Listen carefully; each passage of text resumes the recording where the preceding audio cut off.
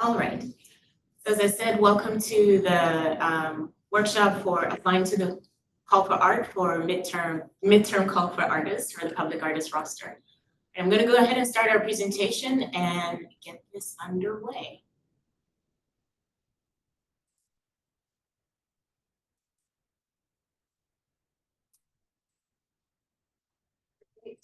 Thank you, everybody, for joining both online and here in person at King Street. We're thrilled to be here today to be able to share more information about the upcoming public art roster and hopefully answer any questions that you have. Today, as part of the agenda, we'll be giving a kind of a program and a roster overview. We'll be talking about the specifics of this midterm application, as well as going through the various guidelines, as well as leaving time for a Q&A. As noted, this meeting is being recorded and will be available on our website following. Be able to reference. We ask that you please use your mute button when not speaking, just to minimize background noise. And if you do have questions, please enter those into the chat. We'll be monitoring those and answering as they come in, as well as at the end, re-verbalizing those and answering them for everybody's benefits. Before we get started in our content, I just wanted to share and highlight the Office of Arts and Culture's commitment to racial equity that we here at the Seattle Office of Arts and Culture commits to an anti-racist work practice that centers creativity and leadership of people of color, those most impacted by structural racism, to move towards systems that benefit us all. We also acknowledge that we occupy the traditional territories of Coast Salish peoples whose ancestors resided here since time immemorial. This acknowledgement does not take the place of authentic relationships with Indigenous communities who are very much still here. I also wanted to take a moment to talk a little bit about the Percent per Art program of which this roster serves. Seattle was actually one of the first cities in the United States to adopt the Percent per Art ordinance in 1963. So just over 50 years in the process. And so what this is 1% of eligible capital improvement projects, 1% of the funding gets set aside for art. And so most of the commissions that we work with through the Percent per Art are directly tied to a capital project. So you'll see here an example of an upcoming fire station in which we worked with artist David Brown to create a mosaic on the exterior of the fire station. And also the roster was the artist selection process in which he was selected. The Percent provides opportunities for individuals to be able to encounter art in parks, libraries, community centers, roadways, bridges, and other public venues throughout the city, in which we seek for art to enrich citizens' daily lives and give voice to artists. The overall collection that we maintain is about 400 permanently cited throughout the city, and about 3,000 portable works throughout city offices. I wanted to introduce myself as well as the team that will be presenting today.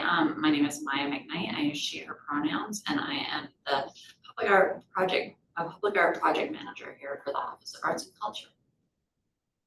Also part of the presentation is Jeremy Beliveau, who will be joining us presently, Jesse Jimenez, and Ade.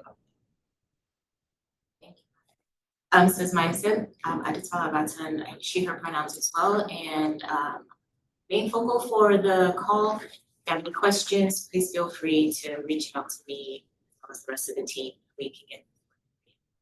So one of the main questions we get is, what is the roster? And it's really just a list of artists who pre-qualified to create artwork through our program. And so as you can imagine, because there are a number of capital projects throughout the year in the city, there are a number of projects that we end up having to do artist selections for. And the roster is our main tool for selecting those artists. So it's a single application, multiple opportunities. It provides multiple opportunities for you to be shortlisted and then seen by project managers. So rather than having to apply to each individual call, this is a way for us to kind of pool and maximize how many times you're showing to different projects. This is true for projects up to $500,000. For projects over that amount, we issue an open call. So if you're not on our newsletter or not following us on social media, this is a good time to do so, because this is how we'll also publicize things like this call, but also any other additional opportunities. So why do we use the roster for artist selection? It's a way for us to acknowledge and also address the fact that, you know, positions of privilege, it takes into account the amount of time, work, and expense that it takes for different artists to apply. And not everyone can do that. So it's a way for us also to kind of maximize your opportunities while minimizing the effort for the application. It also increases the transparency in how we select artists for these different opportunities. And it's also in line with best practices in the field of public art. So nationally and internationally as well, more and more organizations who are doing public art are leveraging rosters in order to do so. On our end, it reduces staff time and cost and workload for having to manage multiple calls, but instead leverage a single roster. And it's also a way for us to try and make sure that more of our funding is going towards artists who are being selected for these opportunities. Now, when you are selected for an opportunity, you may be asked to provide additional information and or interview when you are shortlisted. But at first pass, once people are on the roster, you are being seen by multiple project candidates.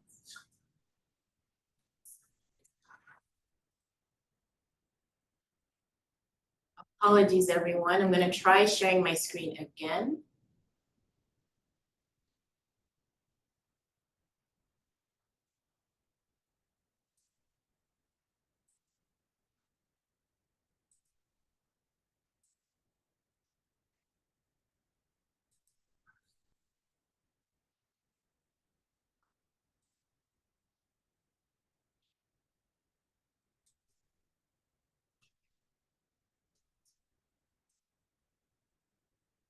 Okay.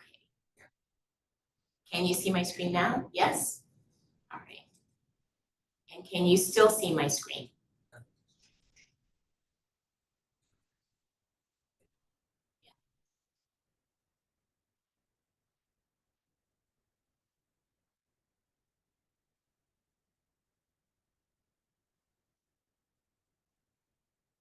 So you tested this and it would be something different now. That's okay. I'm not seeing the screen anymore, or your screen. Thanks for letting me know. So I'm going to try this one more time. Can you all see my screen in full screen? Yes? Okay, great. We'll also send out a PDF of the slides as well if you have more questions.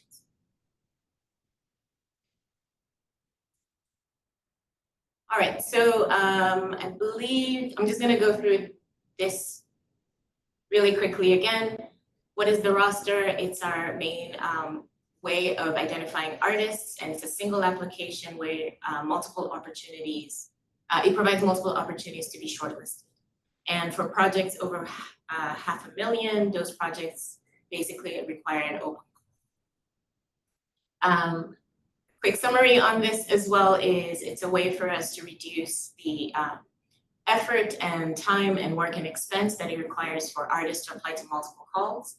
It increases transparency. It's in line with what we think are best practices in the field of public art, both nationally and internationally, while also helping us manage the cost and workload on our end.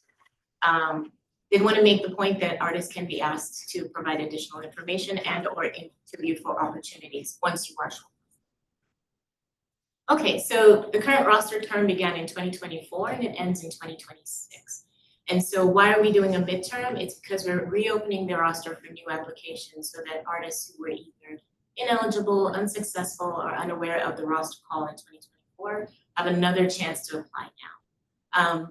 Artists currently on the roster do not need to reapply. They will remain on the roster, and artists who are selected through this midterm will be added to the roster. So it's also a way for us to continue to understand and gather statistics on how is this current roster being used internally and externally. And we do have that happen quite a bit. We have a number of different folks who reach out to us and ask about folks on the roster. So it's not just for our use, but for public good as well.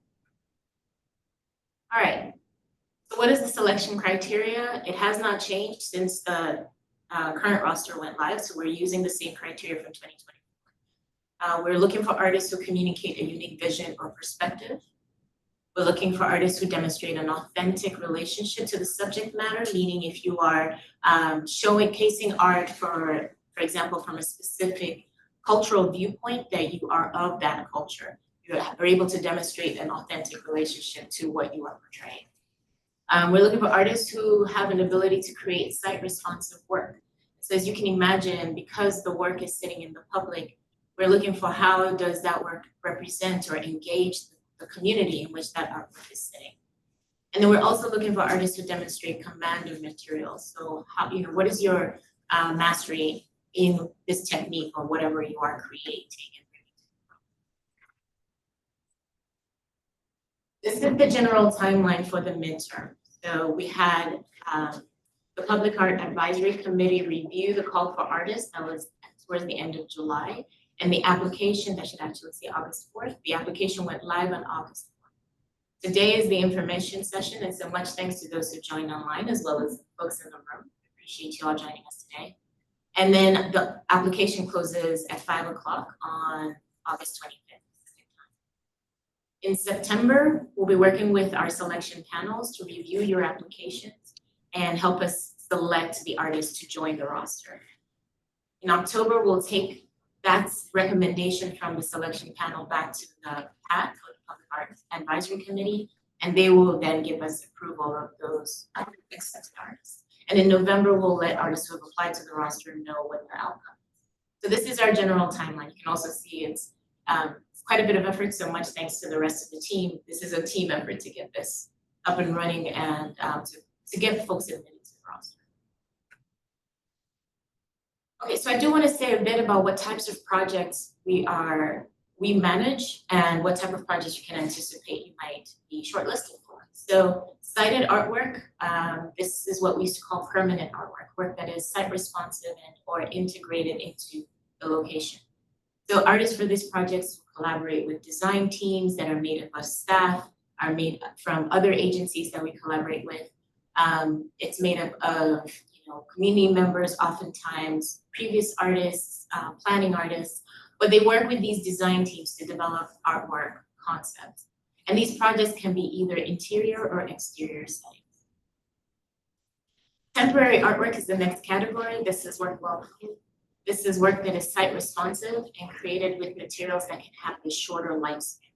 And so these can range from a few months to just over a year, but temporary meaning it's not meant to be in place permanently. Artists for this work work closely with your arts project manager, try to understand what are the limitations of the site and create artwork that can be affixed to existing infrastructure. The third category is design only, where an artist is contracted to just do a design of a artwork, and another agency or another installer is responsible for the fabrication and installation of that artwork.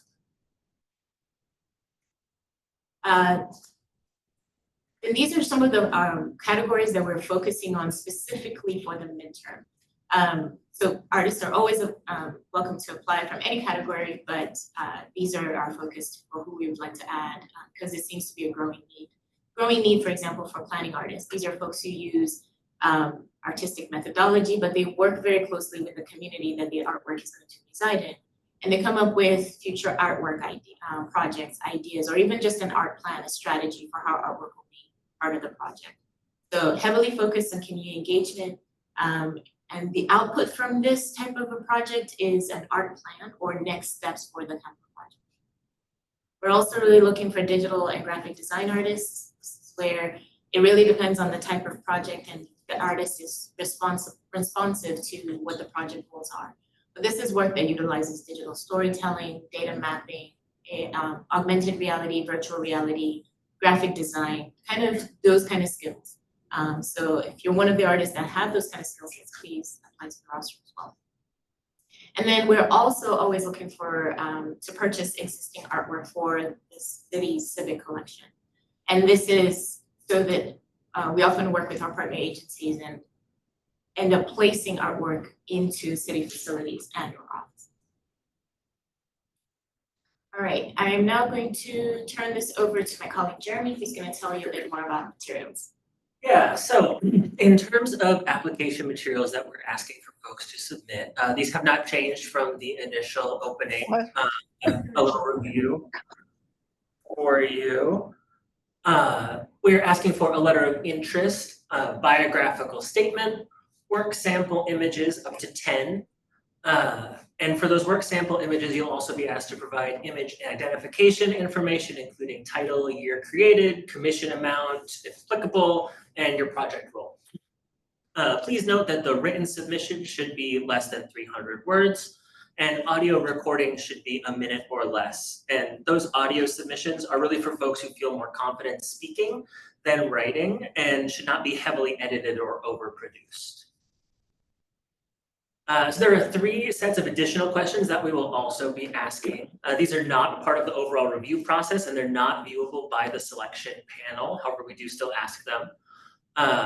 Some of these questions will populate the public gallery page that's available online. More information on that later. Some will be sets of questions for us project managers to be able to sort and better understand what projects each artist are interested in, areas of specialty, things like that.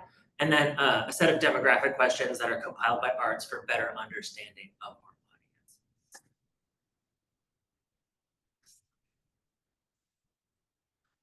So the online public gallery, on the right, you see an example of what a landing page might look like for our gallery. The thumbnail images shuffle randomly, so each time you log on, you might see a different set of artists. The roster is available online at the Seattle Office of Arts and Culture website, which allows the public and other agencies to search and have access to that public information about the roster, artists, images, things like that. And it's worth noting that the online gallery is publicly available, so it is used outside of the office's purposes as well. And then here's just an example of what the actual individual gallery entry looks like once you click through on an individual artist's page. We also recommend that folks keep images to being 1 photo per image, no composite images, because as you can see, if you squish too many pictures in your photo, it's going to be very difficult for people to understand what's going on. Cool. And at that, I think we're passing it off to Jesse, my colleague Jesse, to talk about the actual application process. Hi, everyone. So just a quick reminder, my name is Jesse Jimenez. My pronouns are they, them, and I am one of the public art project managers here with Arts. So I'll be walking you through some key points of our application process. So you'll find our application process our application in a few different places. So it should be posted on our website, our social media, and our partner pages. No matter where you find it, the link should all take you to the same art submittable page, fingers crossed. What you're looking for is the application titled Public Art Roster 2025 Midterm Call to Artists. So once you open the application, you'll need to either log in or set up a submittable account. If it's your first time, the submittable system will guide you through creating a username and password, and along with verifying your email. The system will not let you log in until you've verified your email with submittable, so that's an important step.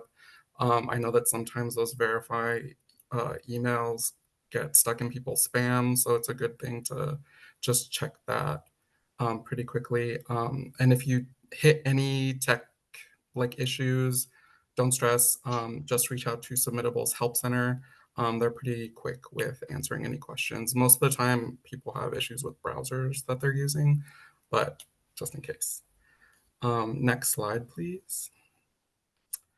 So we've kept this application as user-friendly as possible.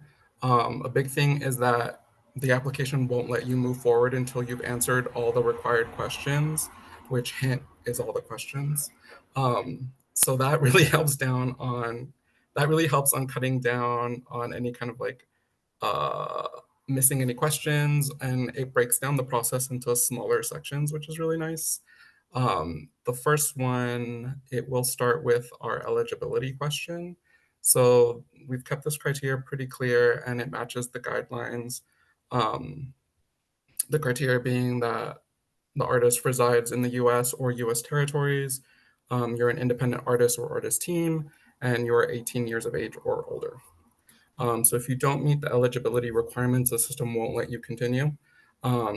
If you have questions or unsure if you qualify, you can always reach out to Ade for guidance and to talk through any kind of issues. I think her information is provided throughout the guidelines and the application as well. But if you click yes, the application will let you move forward to the next step. So next slide, please.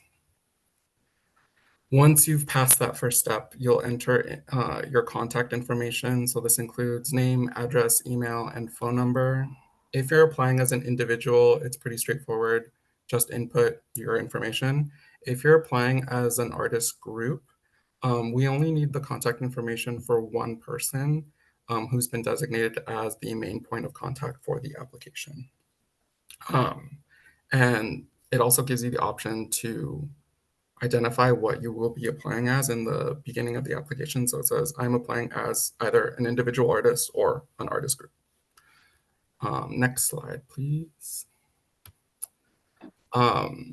Next, we'll ask you to share your experience level in public art, and that's key.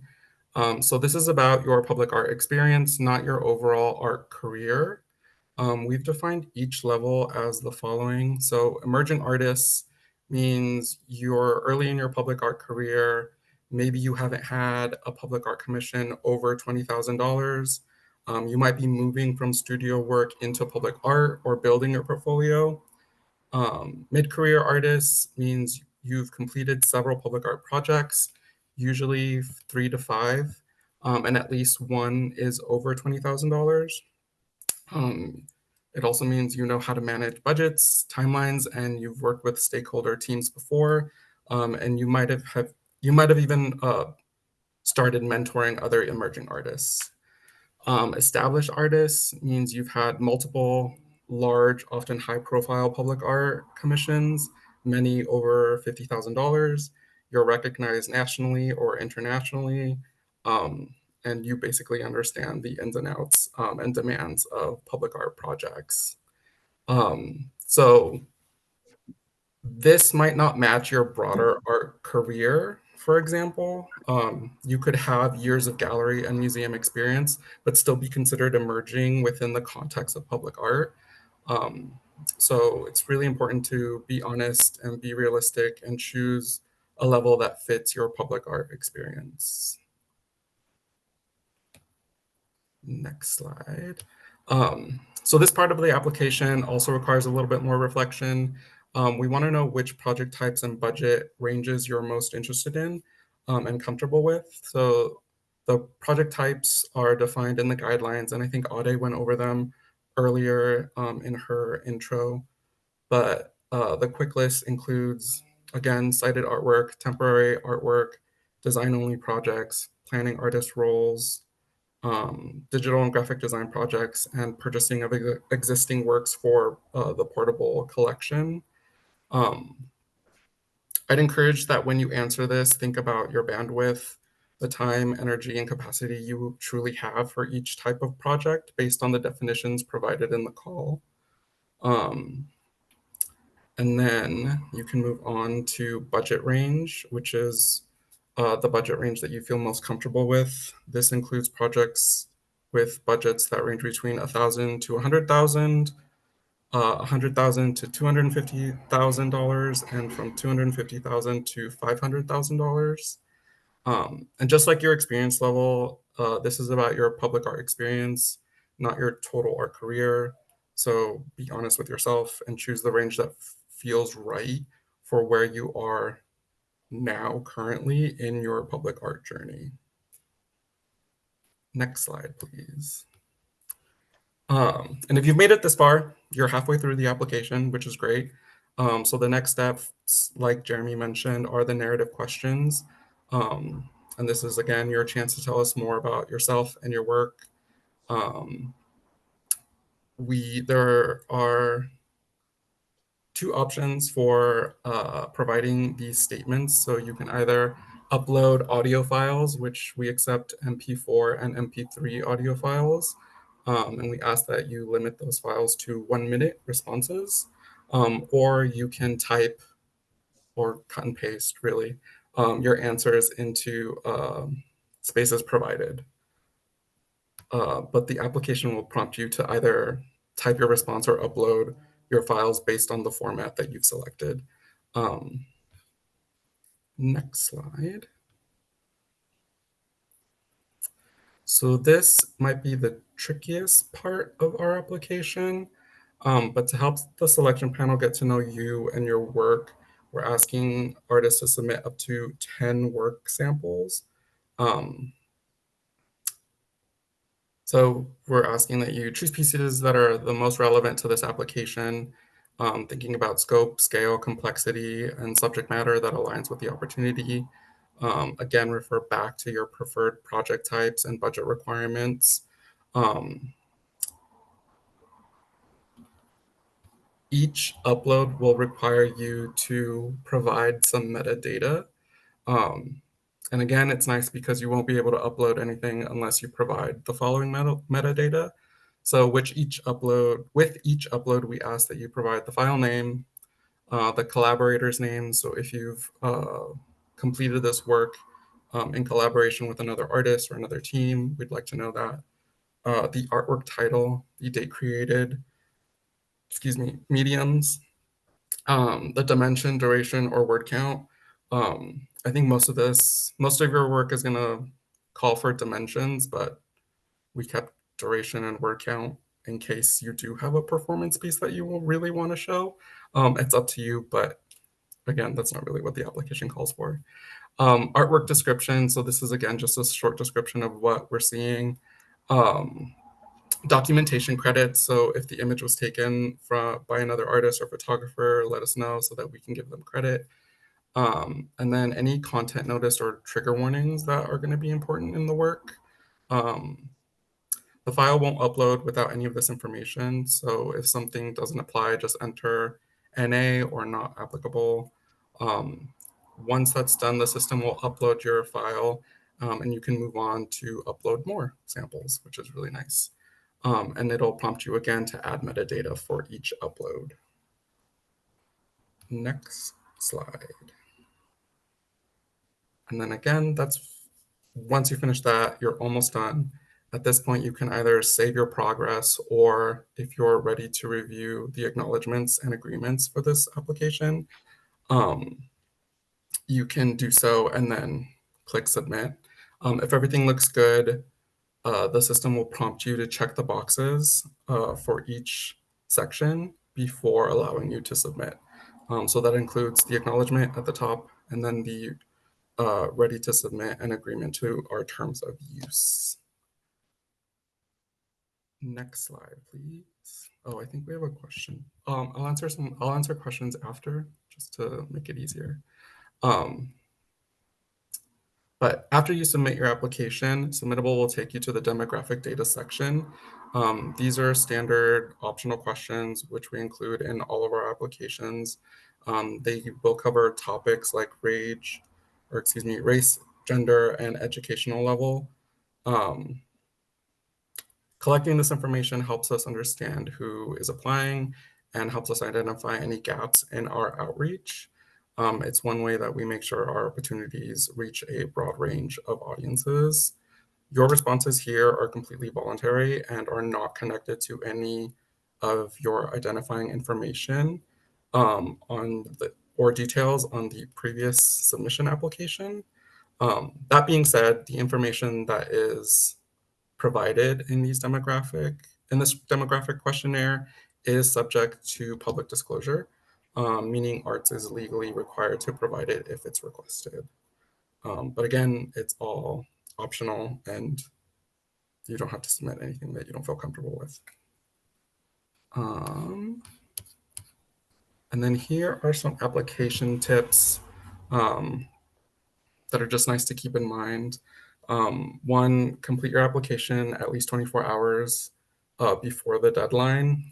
We've had submittable crash on us before, and that can be kind of stressful. They also go through some pretty routine maintenance. So just allowing yourself enough time to prevent any of that from happening would be great. If you are submitting your narratives in written format, I would encourage you to write your responses in a word processor program to track word count, but also to have them on hand if for some reason, again, submittable crashes or they go through a maintenance, and we just don't want you to lose all of your work.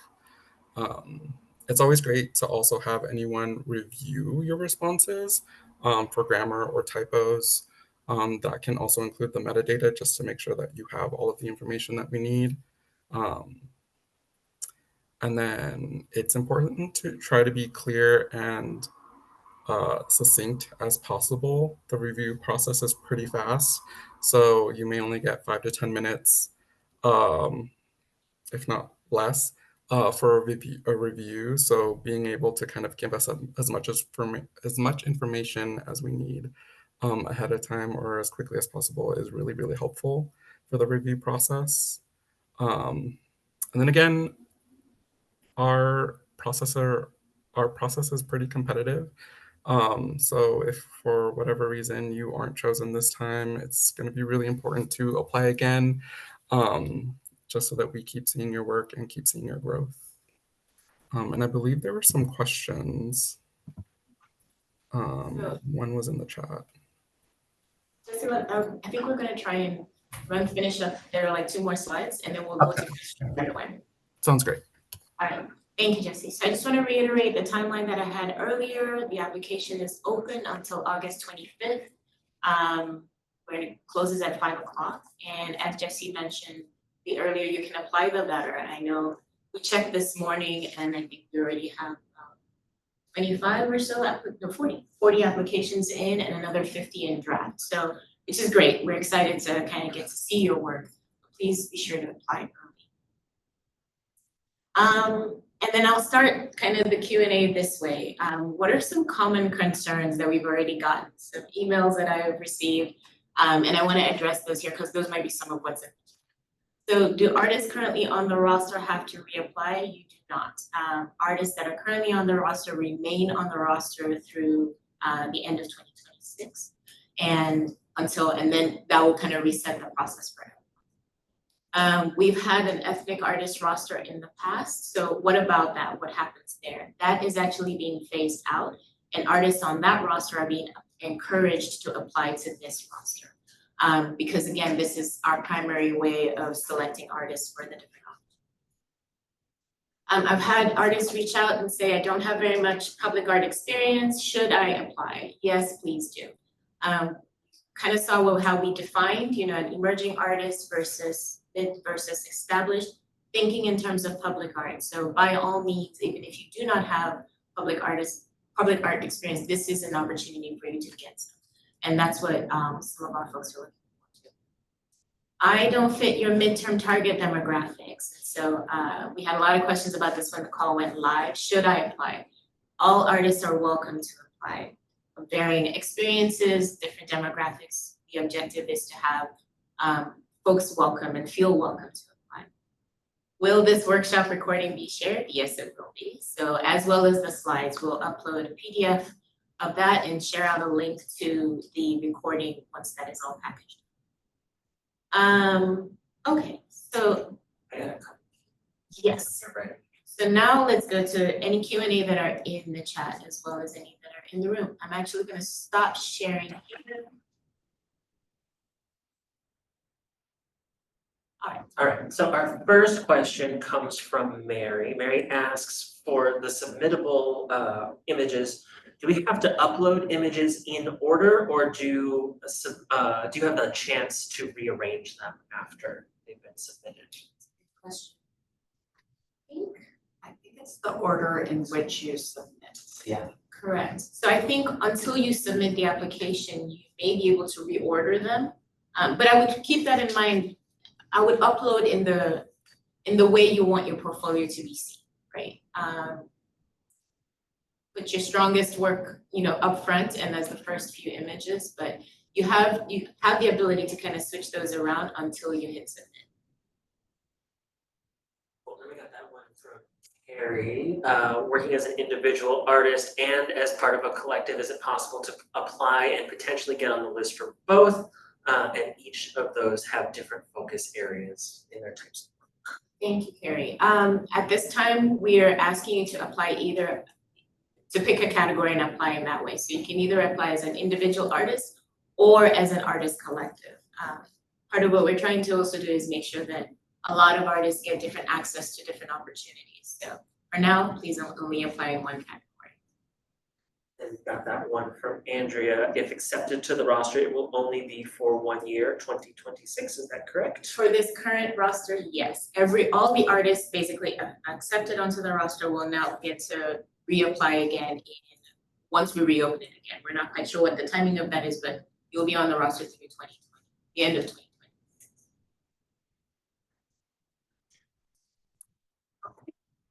Feel free to put more questions in the chat. I do want to ask the folks in the room here, do you all have any questions that we can ask? Not to put you on the spot, but kind of put you on the spot. Excuse me, what is the possibility of getting the application feedback later on after the decision's been made? Sure. So the question asked in the room was, what is the opportunity for feedback once the application has been submitted in the future? Yeah, and so I will share what we did last time as part of the application. And so I invited, so after the selection panel went through the process, we sent an email with notifications inviting artists to contact us if they would like feedback. And basically it was a kind of a copy paste summary of both our process as well as the panelist comments that was provided back to you. And sometimes it was, occasionally it was very detailed, not as much, but it was kind of a word for word of what they had entered within the submittable platform that was then provided to the artists who asked for it.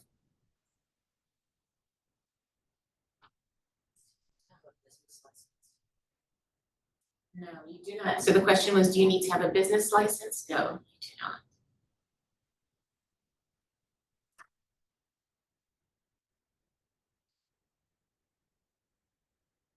Any other questions?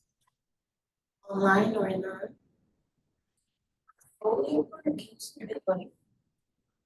Kind of make projects, like just kind of like give us like.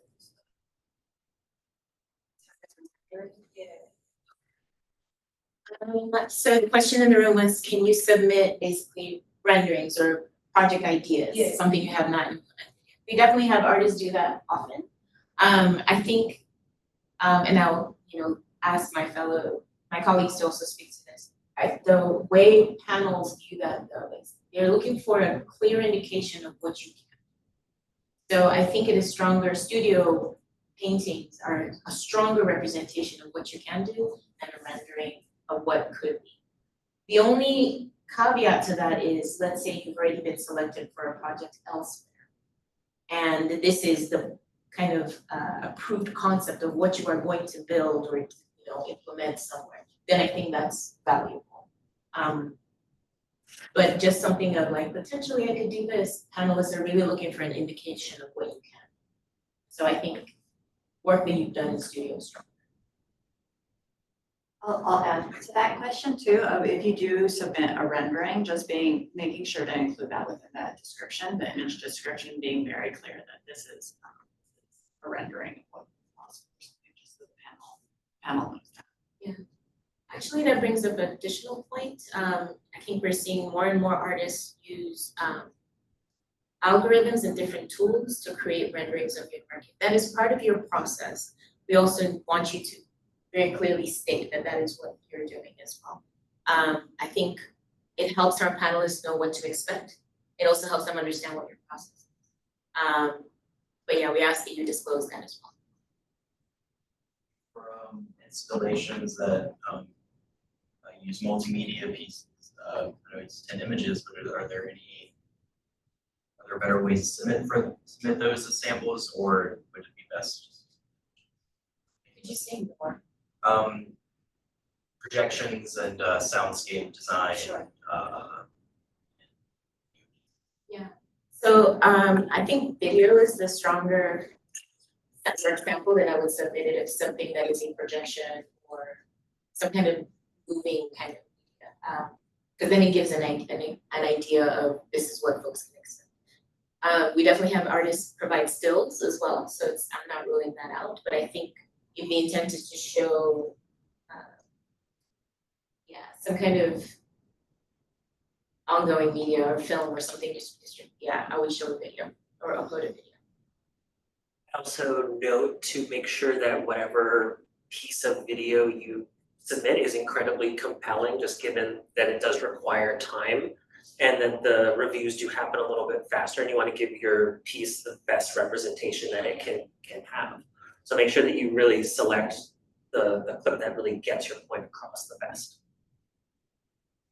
I also wanted to just point out too, within submittable and the gallery feature, the first image that you submit becomes kind of the icon image that's part of the overall page. And still images work far better than any sort of video as part of that first image submission. And so it's kind of thinking down the line of how the kind of the variety of users as an introduction to you as an artist.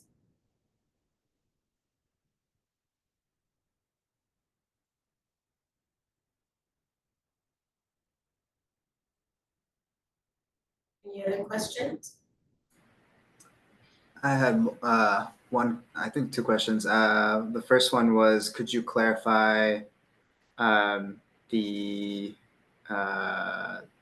type of artist that you were looking for this midterm application? I think Sure. you mentioned planning artists, but I wanted to make sure I understood. No, that's a good question. So all artists, we're looking for all artists, I should say that. But what we see for some of our projects in need, just projecting out into the future, planning artists are one of the ones that our partner agencies are really looking for. And those are artists who, as I said, oftentimes our capital projects, they're quite long and they're quite big. So they're looking for an artist who can come in and say, all right, for this site that is being remodeled or designed, here are some potential artwork opportunities you should consider, which can then lead to more opportunities in the future. So these kind of artists engage a lot with the community. They go into community and hold workshops, they visit different members and kind of help the capital team as well as us understand who should this artwork serve. So that's one of the categories that we're focusing on in this midterm. The other was digital and graphic artists or folks who have those skills. Just because again, we see that need coming up for more and more projects. I believe the third was for artists who are able to do portable work. So this is especially, I've definitely had a lot of artists reach out and say, I'm a studio artist. I don't think I'm actually public art. Can I apply? And that portable work section is exactly really applicable for studio artists. Thank you. And then the other question that I had was, is there any kind of like preference given to local or hyperlocal artists?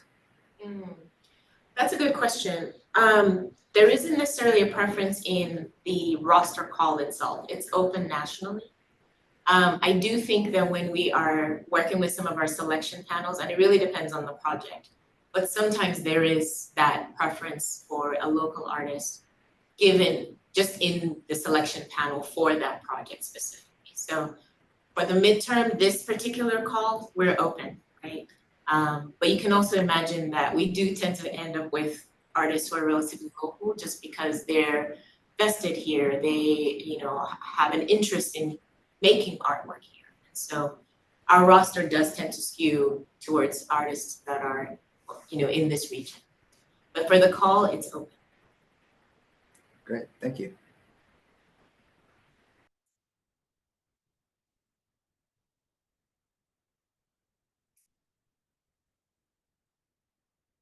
Okay. Any other questions for the chat? All right.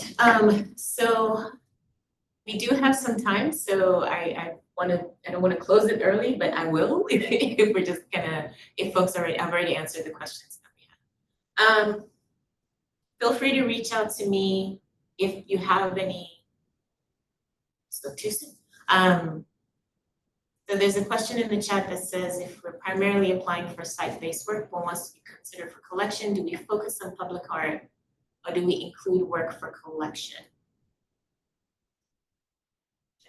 I would say generally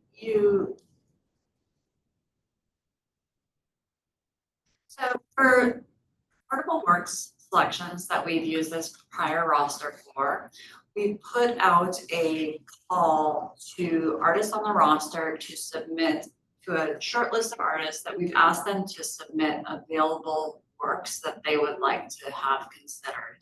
And so we look at applications, and if there is at least one example of a 2D work, we consider them for the short list. An email goes out asking them to submit available works for potential purchase, and then those works are considered. And so it's kind of a both and, but Mary, specifically to your question, the majority of the projects that we have are public artwork, with one or two portable purchases available throughout the year.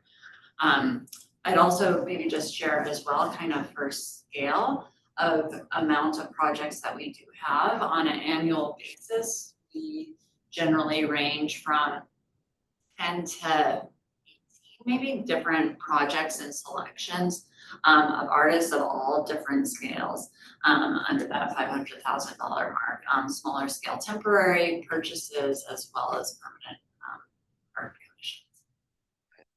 A quick question also. So on the collecting, you're not considering any 3D work at all? For purchase into the collection? Yeah. So with that kind of notice of if you're selected as an artist to submit available work, it will be in the guidelines. Sometimes it will also be around a theme.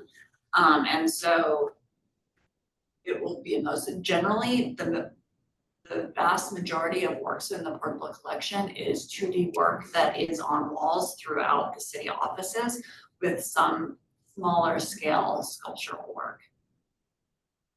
Okay, thank you. Thanks, Mary. I think the only addition I would have to that is you have 10 artwork samples that you can include, and I would maybe balance it across the types of projects you want to work on, right? And that way you're kind of positioning yourself as the next question is from will the emerging artists who are selected receive any guidance that would help to translate their processes to be successful? Yes, so each project you'll have one of us as the project managers working with you to kind of guide you through the process of creating the work, right? So we definitely work with all of our artists. And in some cases, we leverage the planning artists, we have mentoring artists. With this, let's say it's a project that has a very specific specialty or medium, we'll kind of bring in that expertise as well to support. Angela says, I have a large painting I'm working on that I'd like to include. It's in process, but I also have a digital version I have created. How would I submit that? I would say that's really up to you. I think if you submit kind of, this is the final idea, but this is it in process, that's fine. I would also, I go back to just make sure that you're submitting the work sample that best represents you and what you are able to do. And how, that's really up to you as to how you interpret that. Anything else you would like to add? I'd say consider the context of the other submissions too.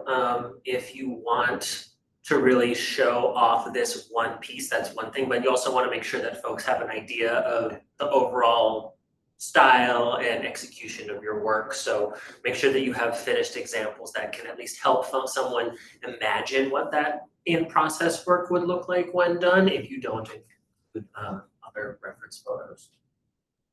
Great, thank you. That's helpful. Submit more than one image for a project. of a particular. Like if you have one project, can you submit more than one image? Absolutely. We have artists who might submit like this is the overall, and then here's a close-up like detailed image just to show technique or the medium that they're working on.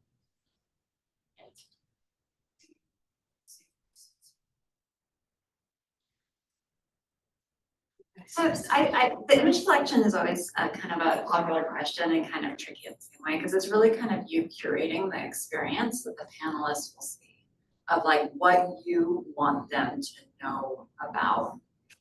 And so if the process of creation is just totally intrinsic to what you want the panel to understand versus kind of a finished piece, by all means. But if you have a lot of kind of different things that you want to showcase, might not include a process one over a variety of things. It is kind of a journey as someone's looking through your portfolio. So images that are all kind of the same and very different.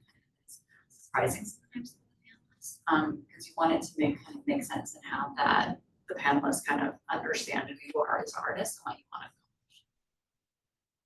I would say also this is where you should leverage the metadata. So Jesse talked about uploading the image, but then all this information that describes that image. So if that's also where you can talk about process, you can talk about how the dimensions maybe lend itself to this particular impact.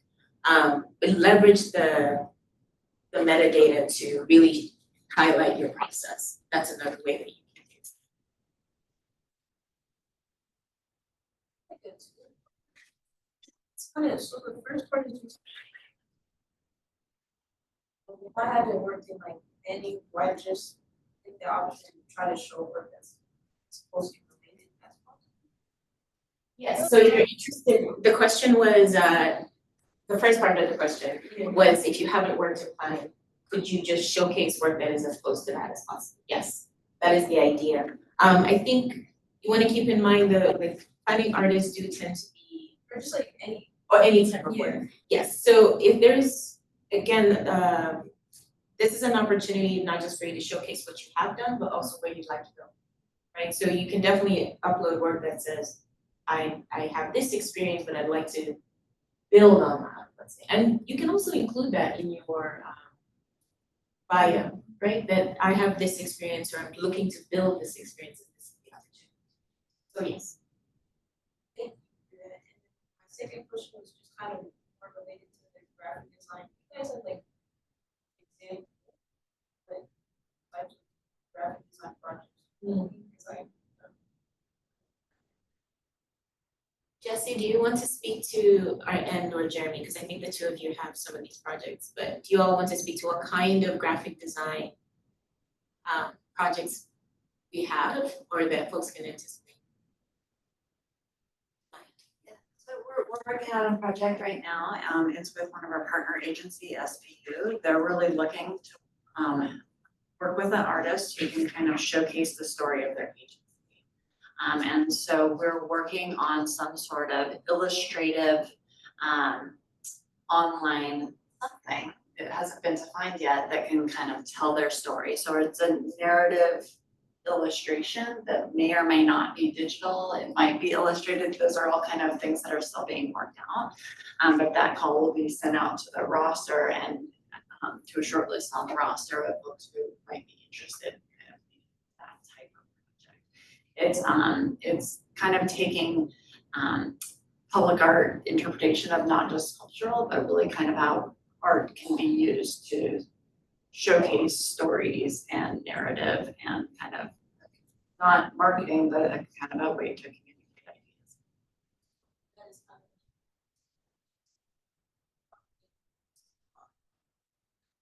That project, it will probably be something. In the past, we've done short graphic novels. We've done some kind of digital data mapping stories of taking a bunch of data and figuring out ways to kind of visually illustrate that data. And Would you say like maybe hire some sort of kind of into the graphic design or as an example, Yeah. absolutely. Tana, please go ahead if you have a question. Yes, greetings. Hello, everyone. I hope you can hear me okay. So my name's Tani Yasu, and I had a question. Thanks for letting me in. I'm here late. Um, I I used to be on the historic Central Area Arts and Cultural District. I used to be with that organization, and I helped get a lot of the public art set up and established in the central area, from murals to the street signs and the RBG crosswalks, things of that nature. So I'm not an artist per se, but I know a lot of artists, and several of the artists are tend to be frustrated when it comes time to writing grants and things of that nature. So I was wondering, I know that for this it says that the artist has to be the lead for the project of a team, but if the artist isn't good at writing grants, and that's something that I could help facilitate for the artist, how can that be managed? How would I be able to make a team of artists and then just kind of like be their facilitator or agent or something like that? Is that possible? Thank you, Tana. That's a good question. I think of it in two ways, right? So when our selection panels are reviewing a portfolio, they want to see an idea of what this person or this artist team can do. And so it's very difficult then if that person is actually 4 different collectives or 4, 5 or 6 different artists, right? They don't quite know what to expect.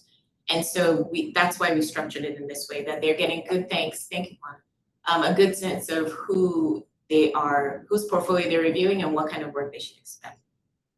The other thing I think about is once an artist is selected, we will keep working with them. And so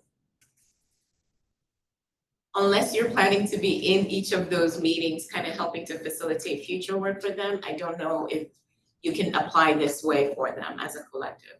My recommendation is that you work with them maybe to individually apply and get themselves on the roster, because that's the work in the future, right? We'll kind of keep having to work with them. I'd also like to just make that distinction between a grant and a commission in terms of this process. This is really, the roster is an application pool. And we're asking the artists to represent themselves through image selections, a short artist statement, and a short biography. Each project, so we're not asking for a proposal, we're not asking for artists to pitch an idea that they would like to see happen in terms of public art, but we're really kind of looking for them to say, this is me, this is what I'm interested in. And each individual project is vastly different from the other, in which people will be considered for those things, whether it be a sculpture or a mural or a planning artist, all those are different opportunities. And so we're not looking for fine wordsmithing about that, but we're really just seeking to understand artists where they're at and have integrated that aspect where people can upload a video of themselves talking about their own work in lieu of a written statement. So if there's individuals who would be willing to do an audio or video recording to just say, hey, this is me, this is my artwork, that's fabulous.